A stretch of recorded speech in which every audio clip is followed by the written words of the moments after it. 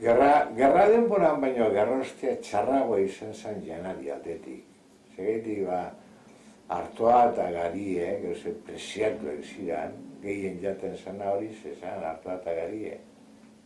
Urune, urune egiten zen ogie, opilek edo egiten ziren ogiek, ezetan, ezeko laban egiten ziren horrek hori. Bueno, orduan egin keutazio handiegoan, kontrola handiegoan horretarako. Egoan erakunde bat, ni gogoratzena, nire txiki denporan gogoratzena zen komisaria de abastos.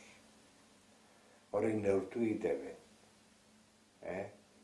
Da eseben izten, errotari esotzien izten, eioten garirik. Segitik garie, emon egin behar zelako estaduai. Artoa bai, Da kupo bat bakarrik egoan bako etxarentzat. Ogiek resinamientu edukan. Kupo bat bakarrik iztutzen. Horregetik galazo eta egoan eiotea. Errotari esatu zienlako zeilu bat, lakra askoa, da errotak itxi iteruza. Baina errotarik eukizen horren trampatxoak ez da.